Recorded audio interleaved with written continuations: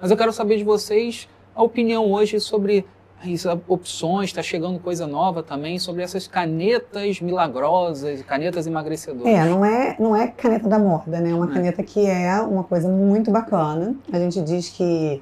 Moda que a mídia está trazendo tanto, Está né? muito em alta, né? Mas assim, a gente diz que o cirurgião entregou de bandeja para o endocrinologista o tratamento da obesidade.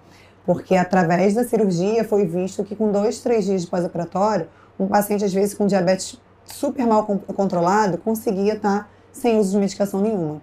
E não tinha dado tempo de emagrecer para controle do diabetes. E aí foi visto que existiam alterações hormonais pela cirurgia, né, de hormônios que a gente já produz. E a indústria farmacêutica foi atrás desses hormônios e descobriu quais eram esses hormônios e produziram esses hormônios em forma de canetinha. Então são hormônios que a gente produz e que dura 2, 3 minutos no nosso organismo. E a indústria farmacêutica coloca um penduricalho nesse hormônio e ele dura 24 horas, às vezes uma semana, depende da canetinha, o que muda é só o tempo de duração. Mas começaram seu uso nos pacientes diabéticos. E aí foi visto que a dose ela tem que ser aumentada progressivamente por conta dos efeitos colaterais, né? E aí foi visto que com o aumento da dose as pessoas emagreciam. E hoje a gente tem algumas canetinhas dessas que são autorizadas e baseadas em estudos para tratamento da obesidade, que são coisas muito bacanas, né? Só que é um tratamento muito caro. E hoje tem canetas novas, né? Nos Estados Unidos ainda não chegou aqui, com uma série de medicações, não só uma, né? Como são as canetas mais usadas aqui, que é uma medicação só. Então tem medicações que eles juntam 3 em uma caneta só, e que em estudos clínicos mostra-se que tem o mesmo resultado da cirurgia bariátrica, né? De perda de peso. Só que isso custa $2.000 mesmo nos Estados Unidos para o resto da vida. Então, a obesidade, ela tem um público que é uma classe, às vezes, mais média do que alta, que às vezes não consegue arcar com esse tratamento, né? E hoje, não sei se a Natália pode me dizer muito isso, mas muitas pessoas entram contra o plano de saúde para tentar conseguir esse tratamento da canetinha, né? Que são tratamentos muito bons para as pessoas indicadas. Com orientação médica. Com orientação, porque basicamente a caneta faz você diminuir o seu apetite, né? E aí, se você entrega uma caneta dessa para o paciente que come por vontade de comer, por ansiedade, ele não come porque ele tem fome, a caneta não funciona. Hoje existe uma discussão muito forte, assim, Bruna, sobre a questão do medicamento de uso domiciliar.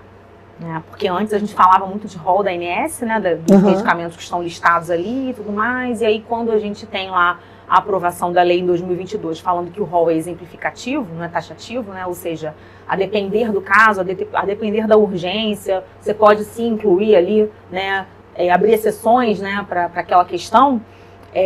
Hoje já está superada essa questão, mas existe lá na lei falando sobre a vedação à cobertura contratual pelos planos de saúde de medicamentos de uso domiciliar.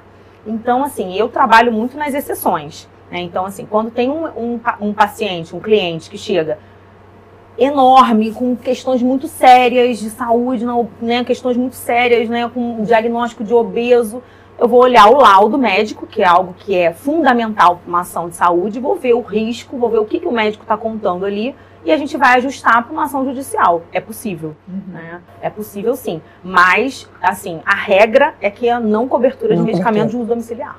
Só no ambiente hospitalar.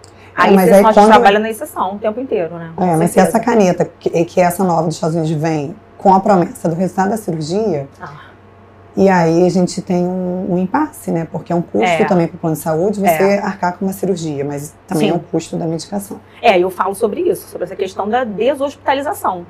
Porque com certeza a questão do paciente hospitalizado é muito mais caro para o plano de saúde do que cobrir, muitas das vezes, um medicamento. Mas como é uma doença crônica, é uma medicação para o resto da vida. Que é contínua. E aí que bate a questão. Fica caro. E aí que é lindo, né? Porque não é uma ciência exata. Então, cada caso é um caso, é emocionante. E aí que a gente tem muitos problemas dos pacientes com reganho. Porque ele é um obeso desnutrido ainda. Sim. Né, Bruna? Ainda tem isso, né? Ele volta a ganhar peso, mas sem nutriente nenhum. Essa questão da caneta que você está falando, eu lutei a vida inteira também com essa questão de sanfonar, né? Eu até falei pro Pablo uma vez que se me abraçar é asa branca, porque eu toco realmente com uma sanfona. Porque eu viro e mexo, estou nessa luta. Estamos. E as canetas, para mim, foi um terror, assim, porque eu tinha muito problema no estômago. Muita azia. E eu não aguento com azia.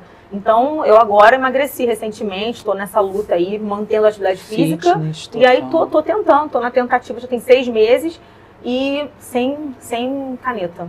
E aí tô conseguindo. Atividade física é boa, muito atividade regular. você consegue manter. Não adianta você querer, né, diferente, mas fazendo tudo igual, né? Então